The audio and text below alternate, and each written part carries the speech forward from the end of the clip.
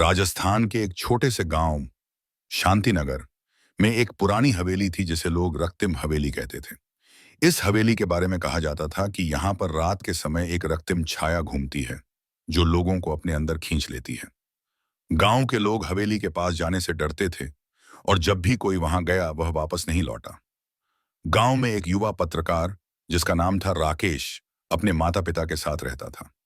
राकेश को रहस्यमयी घटनाओं की सच्चाई जानने में बहुत दिलचस्पी थी। रक्तिम हवेली के बारे में सुना था और उसने तय किया कि वह इस रहस्य का पता लगाएगा और लोगों को सच्चाई बताएगा। एक रात जब पूरा गांव सो रहा था, राकेश ने अपने कैमरे और टॉर्च के साथ हवेली की ओर चलने का निर्णय लिया। हवेली के पास पहुंचते ही उसने देखा कि हवेली सचमुच बहुत डरावनी लग रही थी। पुरानी टूटी फूटी खिड़कियां और दरवाजे और शहर और हर तरफ अंधेरा ही अंधेरा था। लेकिन राकेश ने हिम्मत नहीं हारी और अंदर प्रवेश किया। हवेली के अंदर का माहौल और भी ज्यादा भयावह था। हर तरफ धूल और मकड़ियों के जाले थे। चलते चलते राकेश एक बड़े कमरे में पहुंचा जहां एक पुराना पियानो रखा था। अचानक पियानो अपने आप बजने लगा। राकेश के शरीर में एक सर्द सिहरन दौड़ गई, लेकिन उसने अपने कैमरे से सब कुछ रिकॉर्ड करना शुरू कर दिया।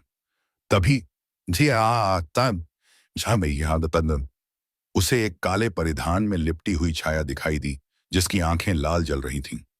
राकेश ने उस छाया की तरफ टॉर्च का प्रकाश डाला। झाड़ है,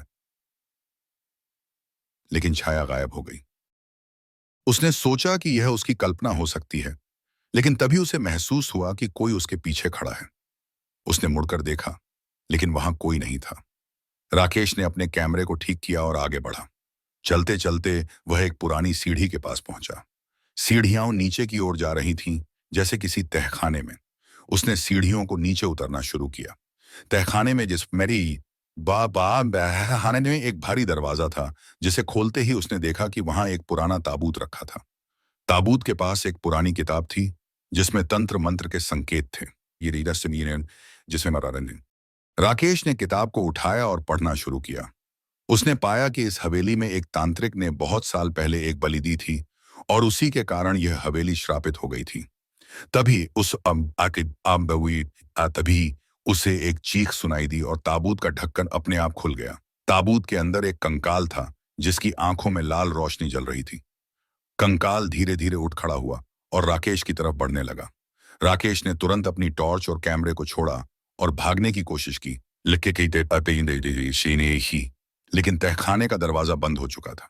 कंकाल ने राकेश को पकड़ लिया और उसे अपनी लाल आंखों से घूरने लगा। राकेश ने हिम्मत जुटाकर कंकाल से पूछा, तुम कौन हो और यहां क्या कर रहे हो?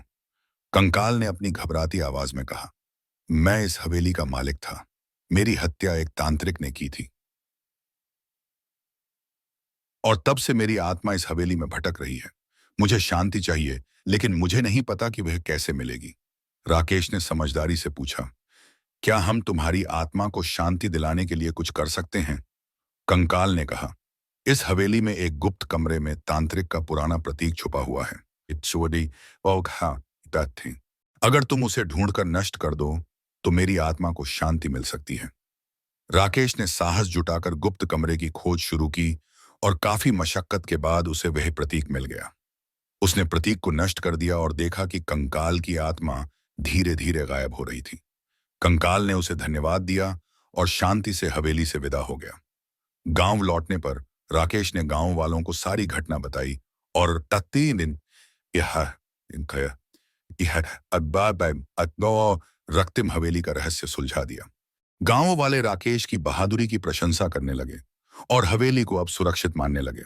इस घटना के बाद राकेश ने अपने जीवन में कभी भी अज्ञात रहस्यों की सच्चाई जानने की जिज्ञासा नहीं छोड़ी, लेकिन उसने हमेशा साहस और समझदारी से काम लिया।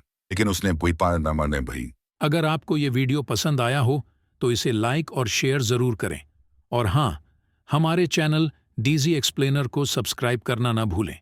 बेल आइकन दबाएं ताकि आपको हमारी नई वीडियोस की नोटिफिकेशन सबसे पहले मिल सके। धन्यवाद।